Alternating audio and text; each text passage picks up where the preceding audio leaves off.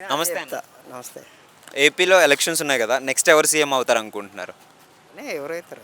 అంటే మీరు ఎవరు అవుతారు అనుకుంటున్నారు? జగనే. జగన్. ఎందుకు అందరు జగన్ గారు అనుకుంటున్నారు? అందరు అనేది కూడా జగనే. అంటే ఈ 4.5 సంవత్సరాల పాలన చూసారు కదా, ఎలా అనిపించింది జగన్ గారి పాలన? పేదలకైతే అన్ని పథకాలు అందుతున్నాయి. దాంట్లో ఎటువంటి సందేహం లేదు. వీళ్ళు డెవలప్ అంటున్నారు. అది ప్రతి ఊర్లో వచ్చేసి సచివాలయం వచ్చింది. మండలానికి పోవాల్సిన అవసరం ఉండదు. ఎంఆర్ఓ ఆఫీస్కి డైరెక్ట్ వాలంటీర్ వచ్చి నీ క్యాష్ కానీ ఇన్కమ్ కానీ ఎనీ తీసుకొచ్చి ఇంటి దగ్గర ఇస్తున్నారు. మళ్ళీ ఏం కావాలి చెప్పు? అది డెవలప్ కాదా? ఎలా అనిపిస్తుంది అంటే ఈ వాలంటీర్ వ్యవస్థ, సచివాలయం వ్యవస్థ తీసుకురావడం ఎంతవరకు జనాలకి బాగుంది? వాలంటీర్ వ్యవస్థ అయితే సూపర్. దాంట్లో కాంప్రమైజ్ కావాల్సిన అవసరం లేదు. సో పథకాలు ఉన్నాయి కదా, నవరత్నాలు ఎంతవరకు అందరికి అందుతున్నాయి? 99% అందుతున్నాయి. అందులో మా తమ్ముడు కూడా ఒకడు.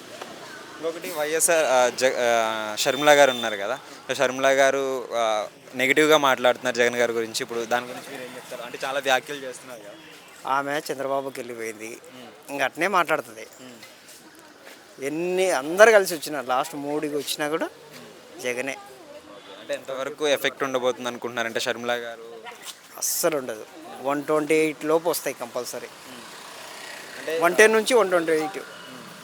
అంటే డెవలప్మెంట్ లేదు అని చెప్పేసి అంటున్నారు కదా షర్మిల గారు. అదేగా సచివాలయంలో ప్రతి సచివాలయాలు కానీ ఆర్థిక అవి డెవలప్ కాదా?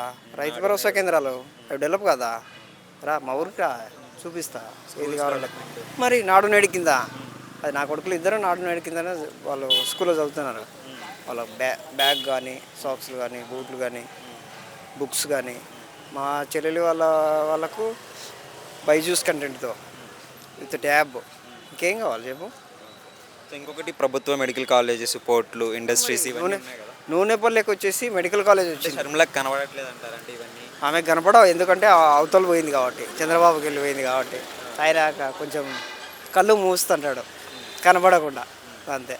ఇంకొకటి అంటే టీడీపీ ఆరోపణలే షర్మిల కూడా చేయడం, దాని గురించి ఏం చెప్తారు? అంటే టీడీపీ వాళ్ళు ఏవైతే చెప్తున్నారో షర్మిల గారు కూడా అదే.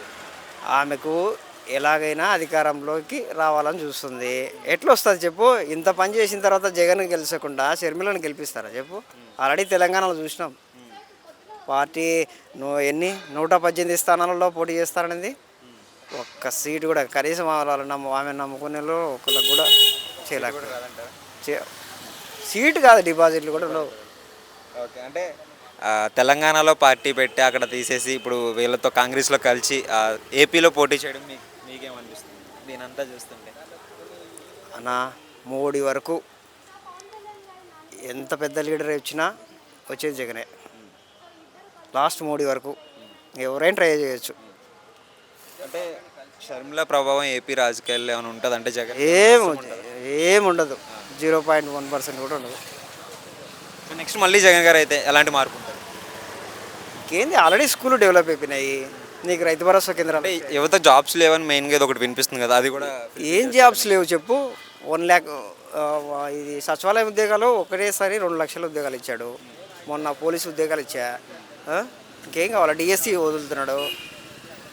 ఏం కావాలి చెప్పు? కొట్టే మొగోడు ఉండాలి కావాలి కానీ మస్తు ఉన్నాయి. ఒక్క ముక్కలో నెక్స్ట్ జగనే.